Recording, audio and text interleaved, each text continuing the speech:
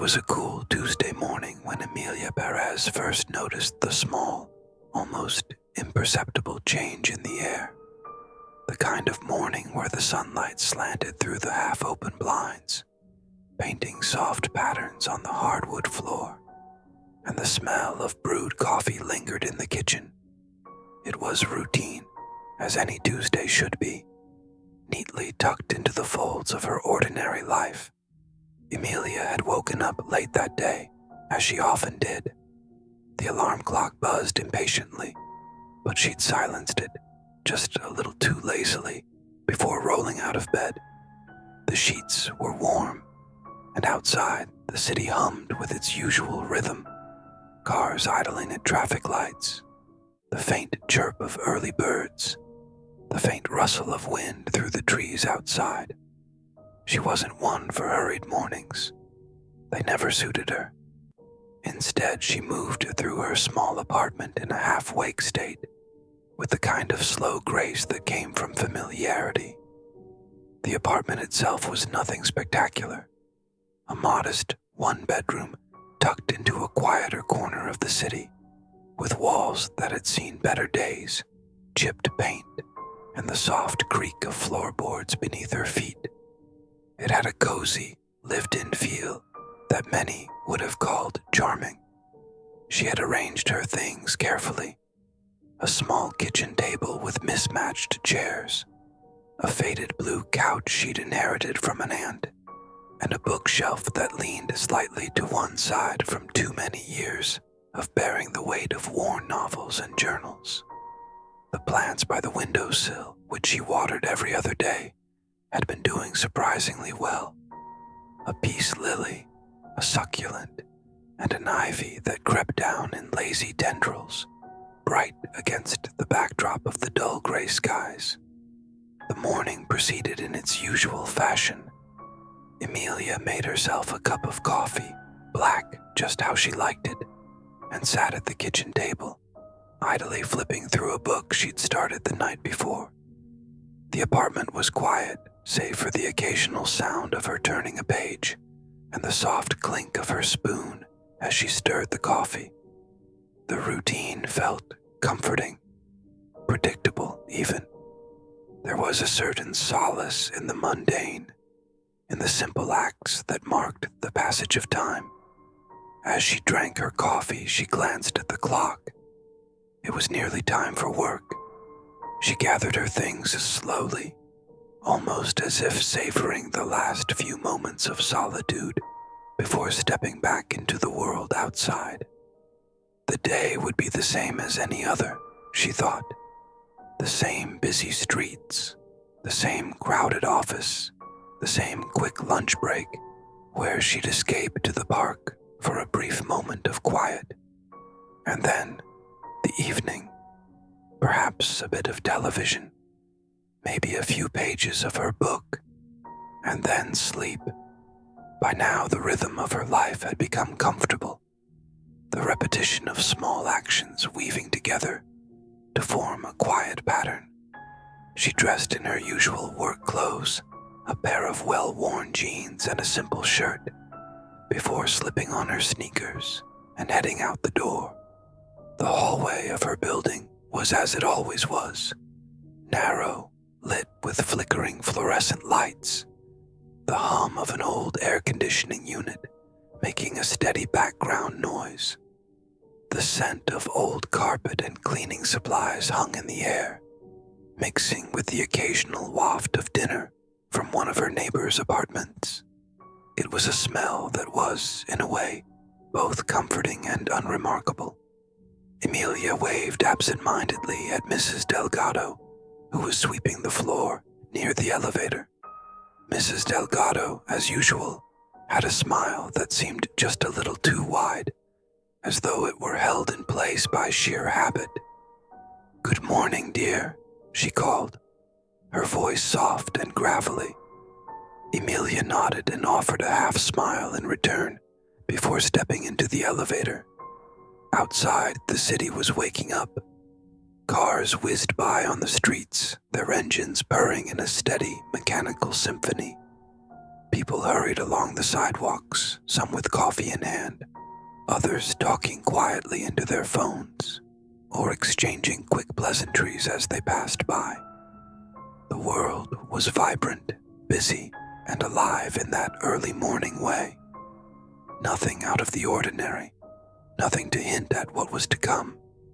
Emilia walked the few blocks to her office with her head down, lost in her thoughts. The crisp morning air seemed to refresh her, though there was something faintly unsettling about the way it tugged at her jacket. She paused for a moment at the crosswalk, waiting for the light to change, when she noticed something unusual. A man standing at the corner staring directly at her. He was dressed in dark clothing, his features obscured by a hood. For a second, the air around her seemed to thicken.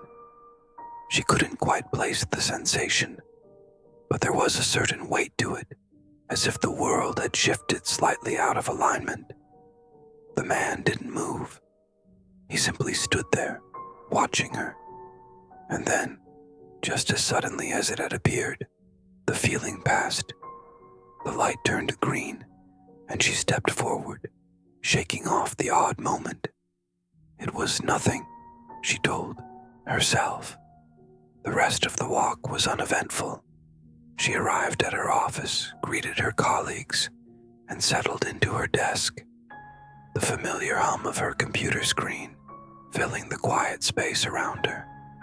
But as she sat down, Emilia couldn't shake the feeling that something had changed, just a little. A shift in the air, a fleeting glance from someone she didn't know. She tried to push it aside, but the sense of unease lingered. Not enough to make her worry, but enough to leave her with a quiet discomfort that she couldn't explain. As the day wore on, the feeling ebbed and flowed, like a tide she couldn't predict or control. But for now, all she could do was carry on, as she always did, with the same slow, deliberate movements that made up the fabric of her routine. It would be hours before anything would happen, and even then, it would feel so small, so insignificant. But perhaps if Emilia had known then what was to come, she might have paused just for a moment and wondered if the threads of normalcy could, in fact, be unraveled. The office felt the same as always. A low hum of chatter floated through the air, interrupted by the occasional sound of keys clacking or the sharp ring of a phone. Emilia settled into her chair, adjusting the screen in front of her to better catch the light, her eyes scanning through emails with a practiced focus. There was nothing particularly demanding on her schedule today, just the usual backlog of tasks. She typed responses, made calls, and sifted through reports with the kind of mechanical ease that came with routine. Her colleagues were absorbed in their own tasks, lost in the rhythm of the workday, and there was a comfortable anonymity in the shared silence of the office. But even in this comforting hum of productivity, Emilia couldn't shake the odd sensation she'd felt earlier. The man at the street corner, the way he stood, still as a shadow, his eyes locked on hers. She couldn't remember his face clearly, only the hood that obscured most of it, and how she felt as though something was waiting just beneath the surface of that brief moment. Something unspoken, lingering. She frowned, tapping the edge of her coffee cup lightly. The thought felt almost childish to entertain. Who was he? Why had she felt off? She couldn't help but let the thought linger a little longer before pushing it away. Her phone buzzed and she glanced at the message. It was from her friend Clara, asking if Emilia wanted to grab dinner after work. The distraction was welcome, and with a small sigh she typed a quick reply, agreeing to meet later in the evening. The workday passed without incident. Time seemed to slip by with the soft glide of office chairs and the occasional murmur of colleagues discussing projects. The light outside began to fade, the late afternoon sun casting a warm golden hue across the room as Emilia shut down her computer. She tucked her things into her bag, trying to shake the unease that had clung to her all day. When she stepped outside, the city felt different. Slightly cooler, the air thicker than it had been in the morning. The streets were still busy, but now they seemed more distant, as though there was a layer of quiet between her and the world around her. The usual sounds of the city, cars honking, people talking, felt muffled, as though something was dampening them, blurring the edges of reality. Emilia shook her head, telling herself it was nothing, just her imagination playing tricks. She pulled her jacket tighter around her shoulders and began walking toward the cafe where she and Clara had agreed to meet. As she walked, the sun dipped lower, casting longer shadows down the sidewalk. Emilia's pace slowed when she passed the corner where she had seen the man that morning. She stopped for a brief moment, her gaze flicking over the space, half expecting to see him again. But it was empty, as it should be. Still, the silence in that spot felt thicker than anywhere else. She couldn't explain why, but the air felt heavier here.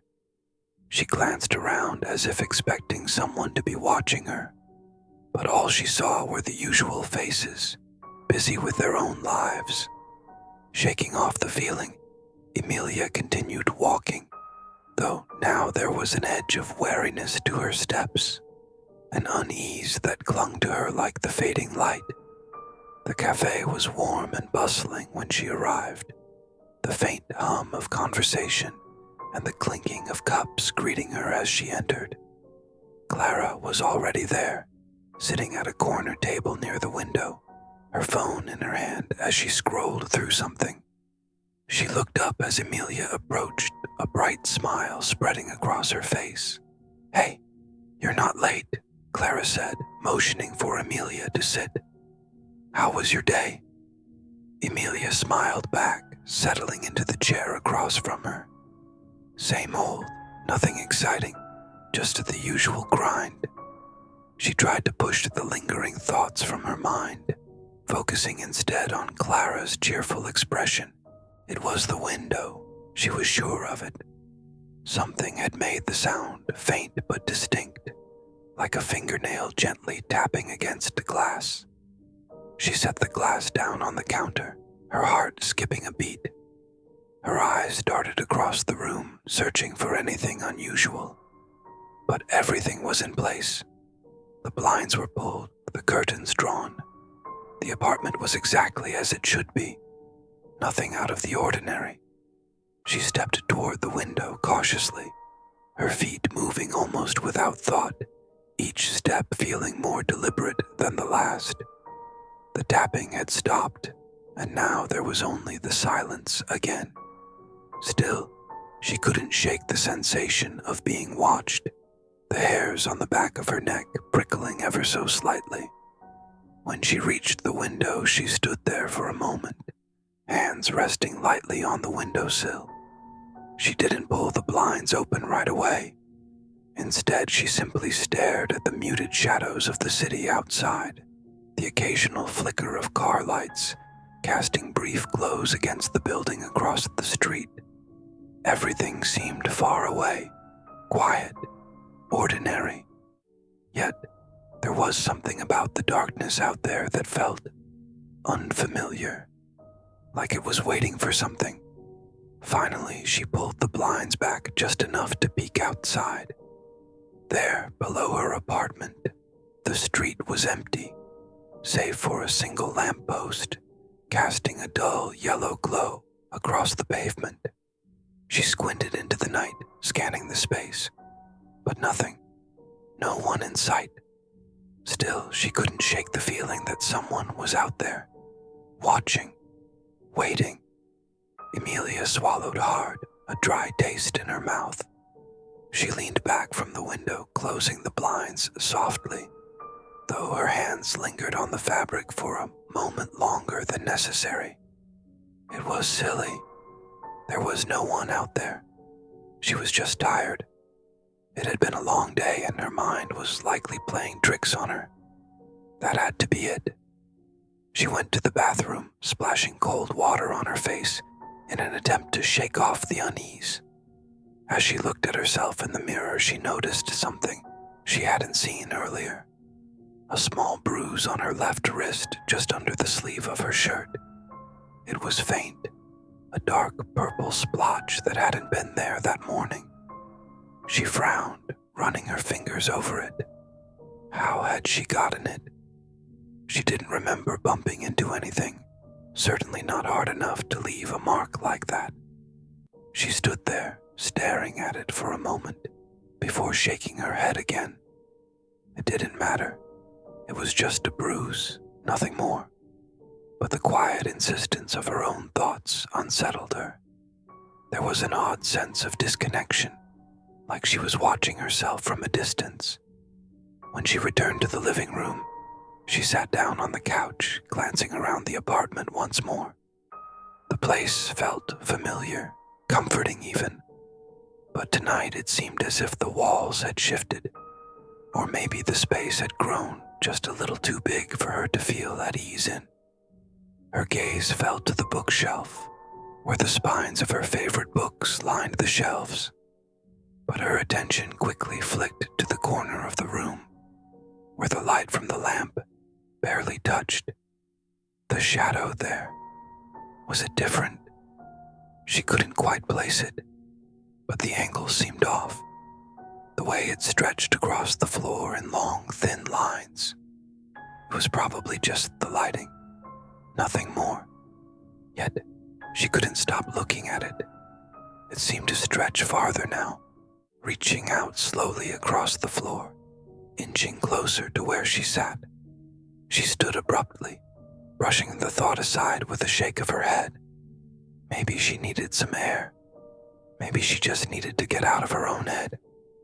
She grabbed her jacket again and walked out, the cool evening air hitting her like a wave as she stepped back into the hallway.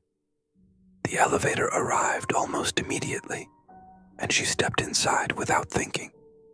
The quiet of the apartment building felt more intense than it had before, as if the very walls were holding their breath. The faint, distant sounds of a TV turned on in another unit, the rustle of a neighbor's footsteps. It was all muted, like it was coming from far away. She pressed the button for the ground floor, and the elevator began its slow descent.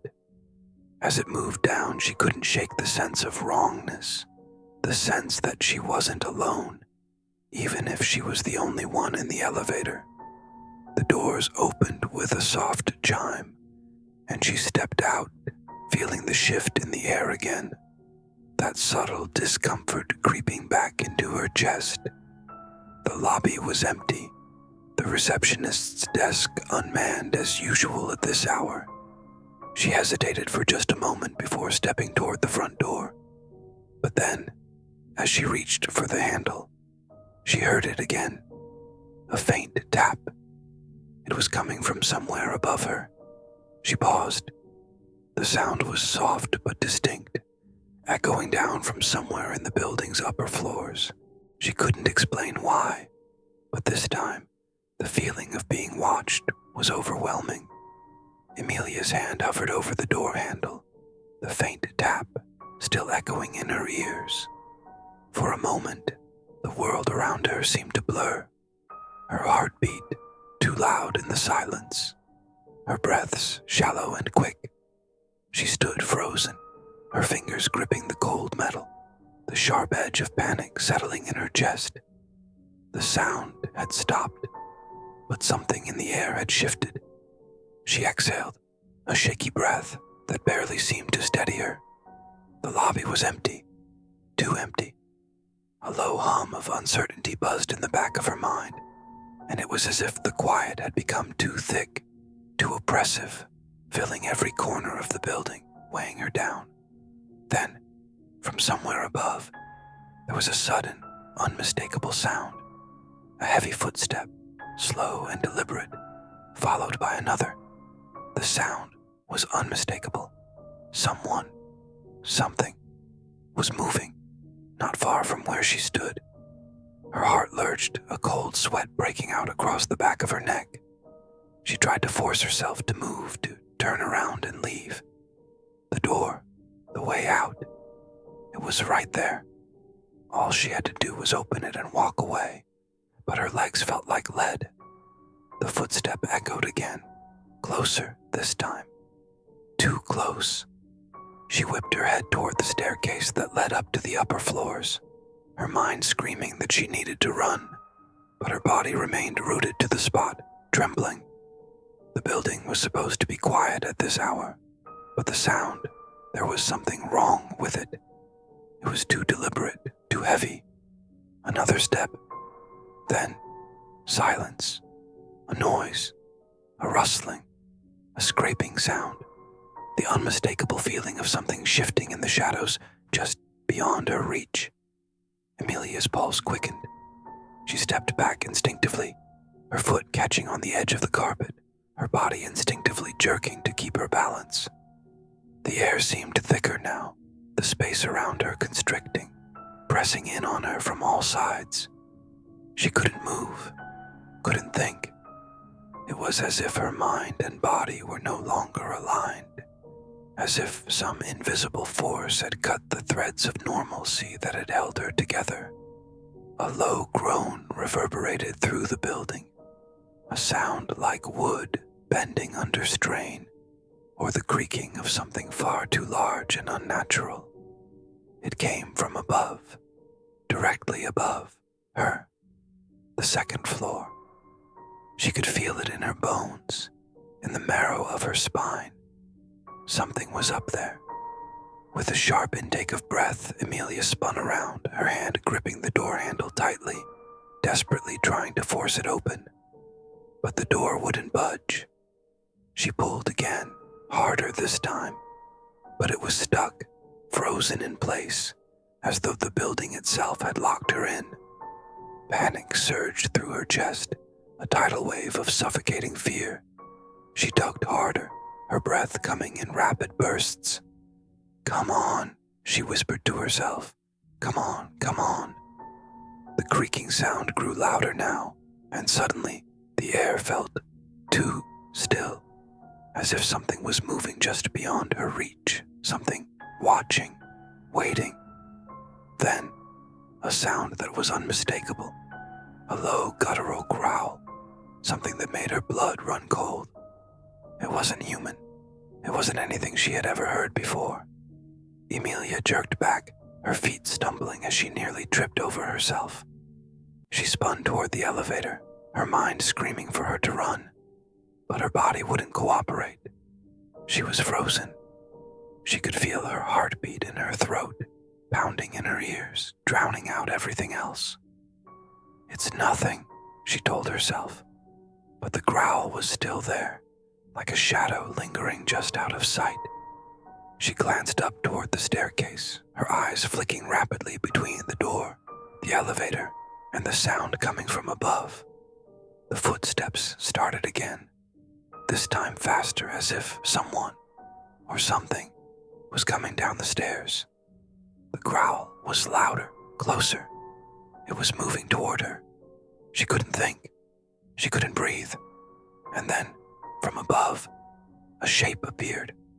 At first, it was a flicker, like a shadow moving too quickly. But as it became clearer, Emilia's breath caught in her throat. The thing was tall, too thin. Its limbs elongated unnaturally, twisting and bending in ways that defied logic.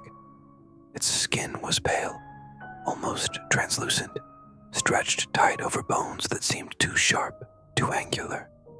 It had no eyes, but Emilia felt its gaze on her, felt it piercing through her, into her very soul. A low, rasping sound came from its throat, like a voice, but no words, just an eerie, indescribable sound that made her skin crawl. The air grew colder, the temperature in the lobby plummeting in an instant. her breath coming out in visible puffs. She tried to scream, but the sound caught in her throat. A hollow, useless thing. The figure's head tilted to the side, the way a bird might when it studies its prey. Its unnaturally long neck bending at a grotesque angle. The silence that followed was deafening, and Emilia could feel the weight of it pressing against her chest. Every instinct in her body screamed to run, to flee, but her legs refused to move. The thing stepped forward, and with each step, the floor beneath her seemed to groan under its weight. The lights above flickered, casting everything in a sickly yellow hue, then plunging the space into darkness, only to flicker back to life with each agonizing second. It was closer now. The scraping of its limbs against the floor was soft at first, but it grew louder, sharper, like claws dragging across metal. Emilia's breath hitched. She had to do something, anything. She wasn't sure how much time had passed, but her mind raced, desperately searching for a way out. Without thinking, her hands flew to the nearest exit, the stairwell door. She yanked it open, heart racing, desperate for any escape. The growl behind her intensified, a sound so deep and guttural it rattled her bones. But she didn't dare look back. The stairwell was dark, the air thick and oppressive, but Emilia didn't hesitate. She stepped inside, slamming the door shut behind her, with a force that echoed through the building. She pressed her back against the cold metal door, her chest heaving with each labored breath, listening, straining to hear anything beyond the pounding of her own heart. For a moment, there was nothing. The growl had stopped, the footsteps had ceased, but then, above her, she heard it again, a soft, almost imperceptible tap. The stairwell was cold.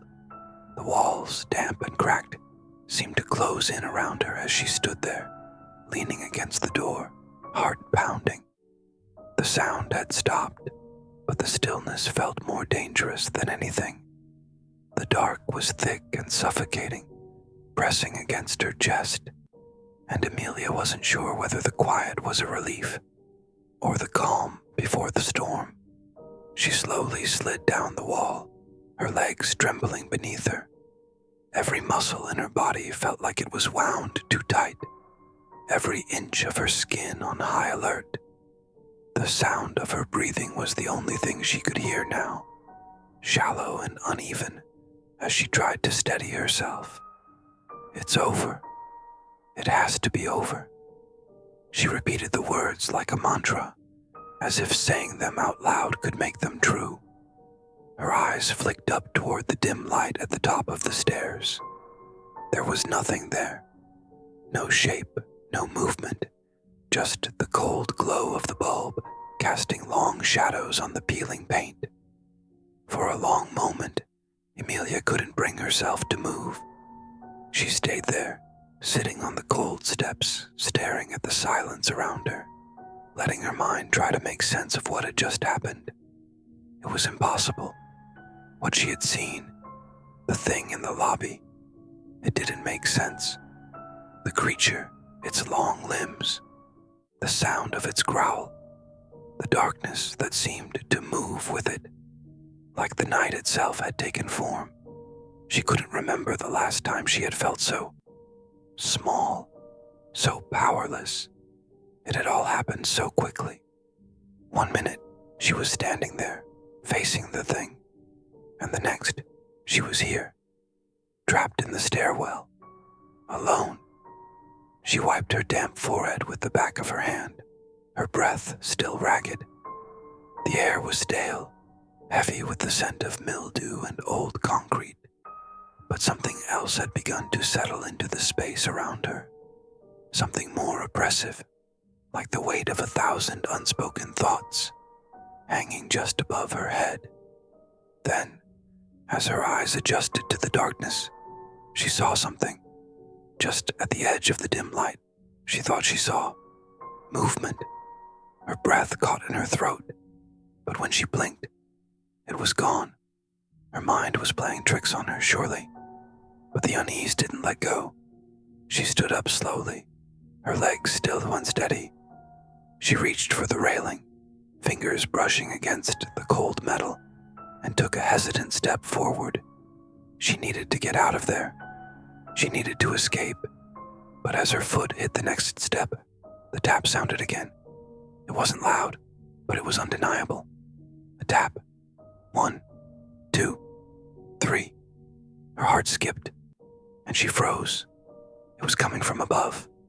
The sound was too familiar. She could feel the hairs on the back of her neck rising, her breath shallow in her chest. She didn't want to look up. She didn't want to see anything else.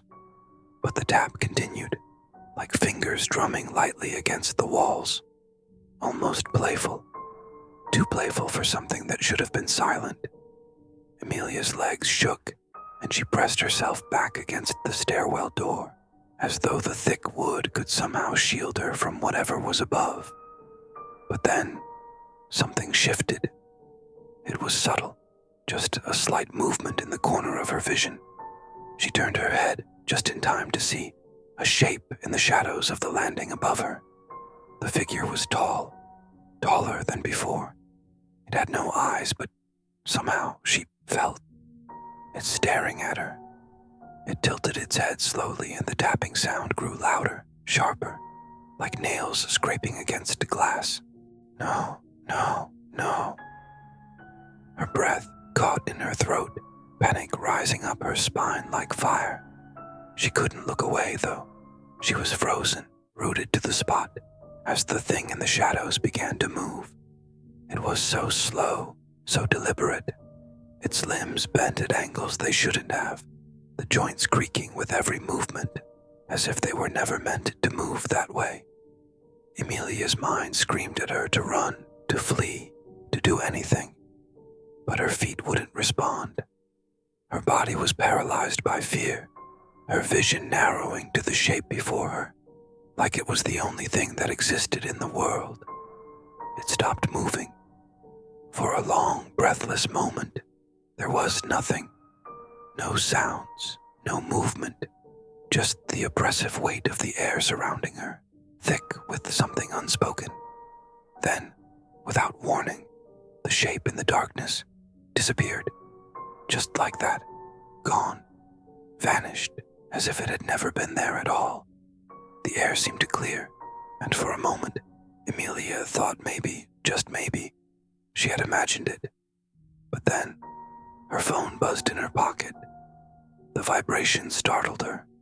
She pulled the phone out with trembling hands, her heart pounding again in her chest, unsure whether she was relieved or terrified.